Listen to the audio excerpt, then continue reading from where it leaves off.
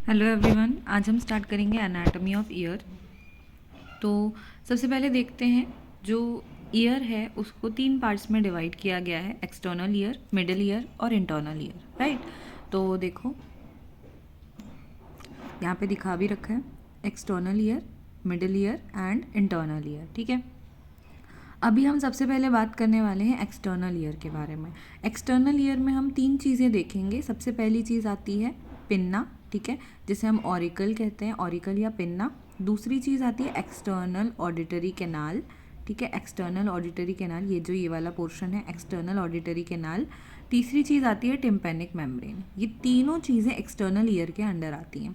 सबसे पहली ऑरिकल और पिन्ना, दूसरी एक्सटर्नल एकॉस्टिक कैनाल या एक्सटर्नल ऑडिटरी कैनाल, तीसरी आती है टिम्पैनिक मेम्ब्रेन।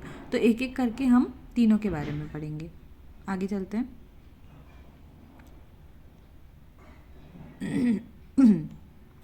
तो ये सबसे पहले है एक्सटर्नल ईयर का सबसे पहला पार्ट ऑरिकल, या जिसे हम पिन्ना कहते हैं।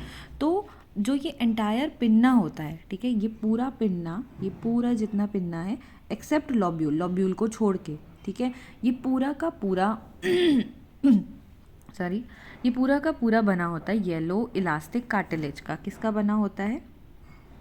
येलो इलास्टिक कार्टिलेज का बना होता है, राइट, ठीक है, कार्टिलेज का बना होता है। और इसके ऊपर ये एक स्किन की लेयर से कवर्ड रहता है, ठीक है। किससे कवर्ड रहता है?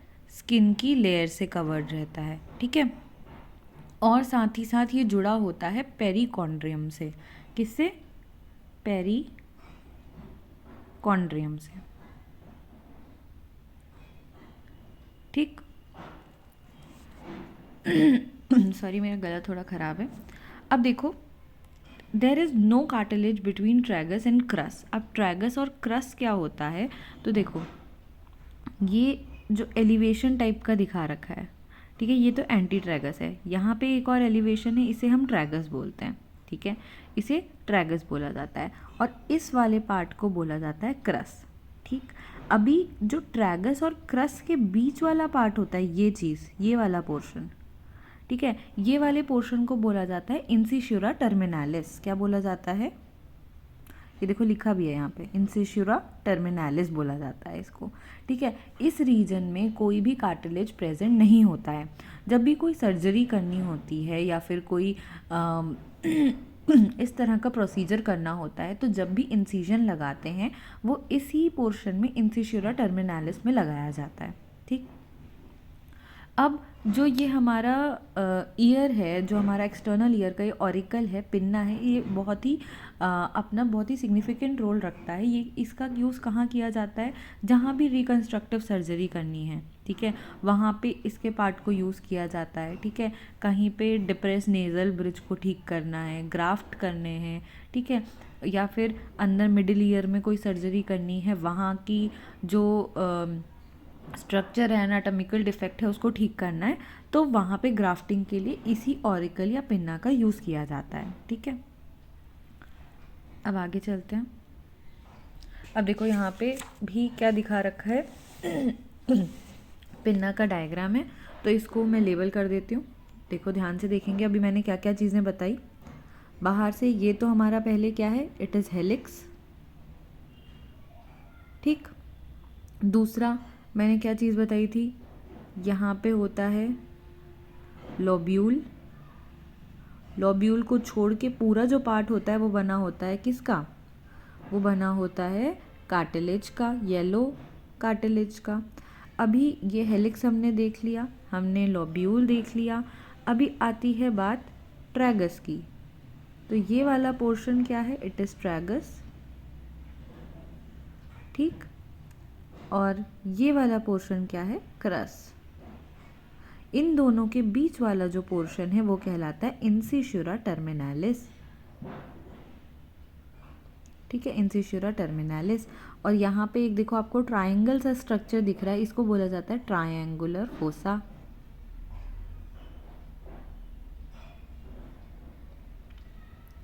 ठीक। ये चीज़ हमने देख ली। तो ये जो थे, ये पार्ट थे बाहर के पिन्ने पिन्ना के, ठीक है। जो ईयर पिन्ना है उसके ये हमने सब पार्ट्स देखे। हमने क्या क्या देखा? हमने देखा क्रस, हमने देखा ट्रैगस, हमने देखा हेलिक्स, हमने देखा लोब्यूल, हमने देखा इंसिशुरा टर्मिनालिस, ट्रायंगुलर फोसा, ठीक। अब आगे चलते हैं। नेक्स्ट हम बात करेंगे एक्सटर्नल ऑडिटरी कैनाल के बारे में। अब ये जो डायग्राम है इसमें देखो, इसमें भी वही दिखा रखा है, ये हमारा ऑरिकल है, ठीक है। इसमें ये ट्रैगस दिखाया है, लोब्यूल दिखाया है, इस हिस्से को हेलिक्स बोला जाता है, ठीक है। अभी यहाँ से यहाँ तक की डिस्टेंस क्या कहलाती है? एक्सटर्नल ऑडिटरी कैनाल कहलाती है। क्या कहलाती है? External auditory canal. ये सभी एक्सटर्नल ईयर के पार्ट चल रहे हैं अभी, ठीक है। अब ये कहाँ से कहाँ तक एक्सटेंड करती है? तो ये वाला जो ईयर का पार्ट है इसे बोला जाता है कॉन्का, कॉन्का, ठीक है। कॉन्का से लेके टिम्पैनिक मेम्ब्रेन तक जो ये इतना पोर्शन है इसे बोला जाता है एक्सटर्नल ऑडिटरी कैनाल, ठीक। अब ये कितनी लंबी होती है? तो इसकी जो लेंथ है, इसकी लेंथ होती है 24 mm, ठीक है। 24 mm इसकी लॉन्ग लेंथ होती है। अब ये देखो, इसमें तो ऐसा स्ट्रेट सा दिखा रखा है, बट ये स्ट्रेट नहीं होती है। ये कैसी होती है? जो इसका आउटर पार्ट है, इसका ध्यान से सुनेंगे, इसका आउटर पार्ट यानी इतना हिस्सा लगा लो, ठीक है। जो ये कार्टिलेज आ रहे हैं, ठीक है, येलो कार्टिलेज दिखा रखा है, ये यहाँ तक ही आ रही है। तो जो इसका आउटर पार्ट है, ठीक है, पहले मैं इरेज कर देती हूँ, फिर समझ आएगा। येलो से दिखाते हैं। एक सेकेंड रुकेंगे। हाँ, तो देखो इतना जो पोर्शन है, ठीक है, वो क्या होता है? It is not straight, it is directed upwards, ठीक है। डायरेक्टेड अपवर्ड्स, यहाँ पे दिखा रही हूँ, डायरेक्टेड अपवर्ड्स, बैकवर्ड्स, ठीक है, बैकवर्ड्स एंड मीडियली। कैसे कैसे होता है?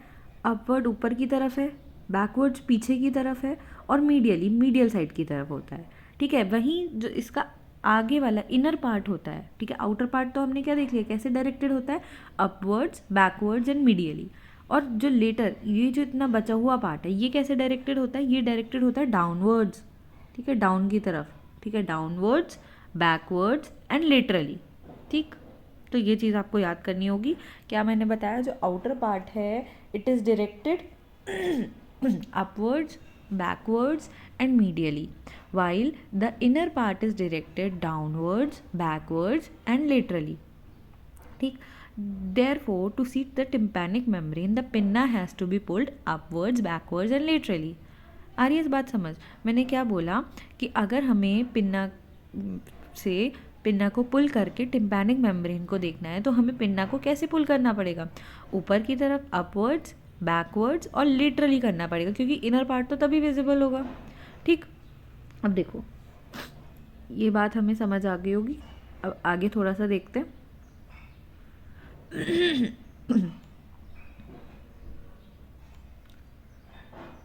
तो कुछ और है, यहाँ पे से देखते हैं, चलो।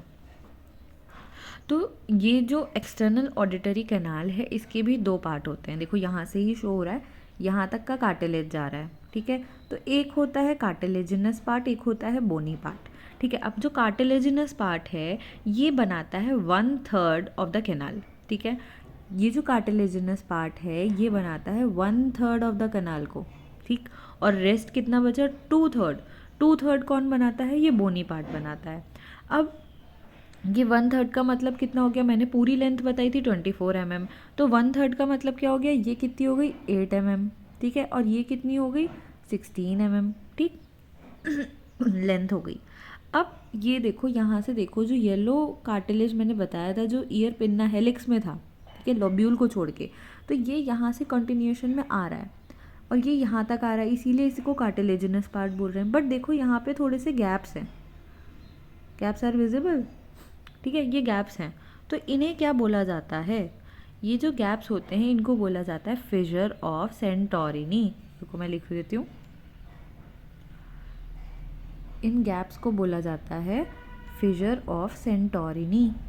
ये इन गैप्स को, ये जो गैप्स हैं इनको बोला जाता है फिशर ऑफ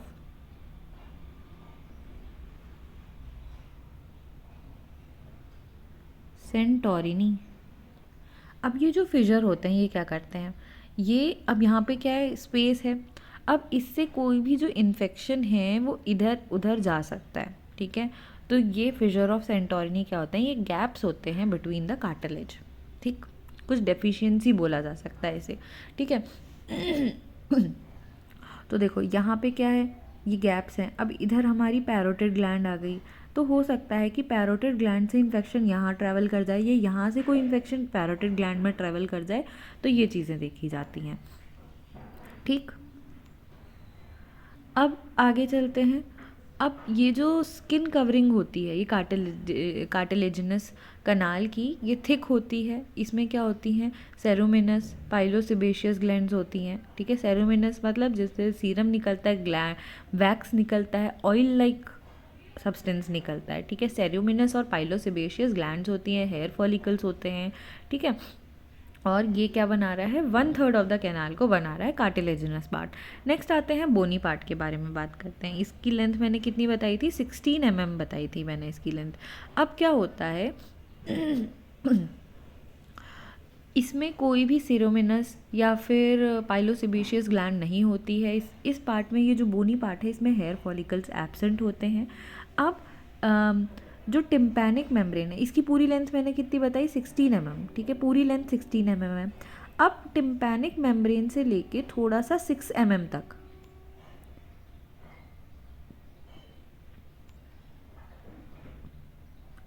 ये देखो यहाँ से समझाती हूँ, जूम नहीं हो जाएगा, ये नहीं हो पा रहा है, चलो देखो ऐसे ही समझते हैं। अब टिम्पैनिक मेम्ब्रेन से लगभग 6 mm पहले एक क्या होता है, एक डिप्रेशन टाइप का होता है, ठीक है। नैरोइंग प्रेजेंट होती है कनाल में, ऐसे समझ लेते हैं। यहाँ पे से कुछ नैरोइंग है, 6 mm पहले, टिम्पैनिक मेम्ब्रेन से 6 mm पहले। तो यहाँ पे ल्यूमेन क्या है, छोटा सा है। तो इस पोर्शन को क्या बोला जाता है, इस पोर्शन को बोला जाता है इस्थमस, ठीक। इस्थमस बोला जाता है, ठीक है। तो कोई भी फॉरेन बॉडी अगर आती है तो वो जाके इस्थमस वाले पोर्शन में अगर लॉज होती है तो उसको निकालना बहुत मुश्किल हो जाता है, ठीक, क्योंकि ऐसा नैरो पोर्शन है, ठीक है। चाहे वो बॉडी कहीं से भी आए, फॉरेन बॉडी, वो जाके अगर इस्थमस में लॉज होती है तो उसको निकालना बहुत ही ज़्यादा डिफ़िकल्ट हो जाता है, ठीक। अब जो एंटेरो इन्फीरियर पार्ट होता है इस एक्सटर्नल ऑडिटरी कैनाल का, ये वाला पार्ट, ठीक है। यहाँ पे क्या होता है, एक कह सकते हैं इसको बोनी डेफिशिएंसी होती है। जैसे हमने कार्टिलेजिनस डेफिशिएंसी देखी थी, जिसे हम क्या कह रहे थे, फिशर ऑफ सेंटोरिनी कह रहे थे। ऐसे ही बोनी डेफिशिएंसी भी होती है, जिसे क्या बोला जाता है, फोरामेन ऑफ हस्की, ठीक है। क्या बोला जाता है, लिख देती हूँ यहाँ पे, फोरामेन ऑफ हस्की, ठीक है। तो ये बोनी डेफिशिएंसी होती है, और ये किन में दिखती है, ये 4 साल से कम के बच्चों में दिखाई देती है। बट अगर अडल्ट्स में भी दिखाई दे रही है तो वो कोई इन्फेक्शन है या फिर कोई डिफॉर्मिटी की वजह से उनमें दिखाई दे सकती है, ठीक है। अब नेक्स्ट आते हैं, तो ये हमने बात करी एक्सटर्नल ऑडिटरी कैनाल के बारे में। अब नेक्स्ट हम देखेंगे टिम्पैनिक मेम्ब्रेन। तो टिम्पैनिक मेम्ब्रेन क्या है, ये पार्टीशन है किसके बीच में, एक्सटर्नल ईयर के बीच में और मिडल ईयर के बीच में एक पार्टीशन है, जिसे हम क्या बोल रहे हैं, टिम्पैनिक मेम्ब्रेन बोल रहे हैं। ये क्या होती है, ऑब्लिकली सेट होती है, ठीक है। ये जो ईयर है उसमें ऑब्लिकली सेट होती है। इसकी जो लेंथ होती है, मतलब अगर हम हाइट, विड्थ और थिकनेस की बात करें तो इसकी जो हाइट होती है वो 9 to 10 mm ये टॉल होती है टिम्पैनिक मेम्ब्रेन। अगर ऐसे देखें तो ये 9 to 10 mm टॉल होती है, 8 to 9 mm ये वाइड होती है, ठीक है। और इसकी जो थिकनिंग होती है इसकी 0.1 mm, ठीक। 9 to 10 mm टॉल, ठीक, 8 to 9 mm वाइड, और इसकी जो थिकनिंग है वो 0.1 mm थिक होती है, ठीक। अब जो ये टिम्पैनिक मेम्ब्रेन है, टिम्पैनिक मेम्ब्रेन के भी 2 पार्ट्स किए गए हैं, जिनको बोला जाता है पार्स टेंसा और पार्स फ्लैसिडा। क्या बोला जाता है, पार्स टेंसा और पार्स फ्लैसिडा। देखो पार्स फ्लैसिडा दिखा रखा है, पार्स टेंसा दिखा रखा है। अभी जो पार्स टेंसा है ये मोस्ट ऑफ द पार्ट, ये जितना भी पार्ट है ये पार्ट स्टेंसा कहलाता है, ठीक है। मोस्ट ऑफ द पार्ट जो किसका बना होता है, कार्टिलेज का ही बना है, फाइब्रो कार्टिलेजस कार्टिलेज का ही, सॉरी फाइब्रो कार्टिलेज का ही बना हुआ है। इसको क्या बोला जाता है, पार्स टेंसा बोला जाता है। और ये जो ऊपर का पोर्शन दिखा रखा है ये पार्स फ्लैसिडा कहा जाता है। अब ये जो पार्स टेंसा है इसके ही फाइबर्स, ठीक है, फाइबर्स थिक होके एक रिंग लाइक स्ट्रक्चर बना लेते हैं जिसे बोला जाता है एन्युलस टिम्पैनिकस, ठीक है। क्या बोला जाता है, एन्युलस टिम्पैनिकस, जिसे टिम्पैनिक रिंग बोला जा रहा है, इसे ही बोलते हैं एन्युलस टिम्पैनिकस। ये जो पूरी रिंग है ना, ये रिंग जो आ रही है ये पूरी, इसे बोला जाएगा एन्युलस टिम्पैनिकस, ठीक है, जो कि टिम्पैनिक सल्कस में जाके फिट होती है, ठीक है।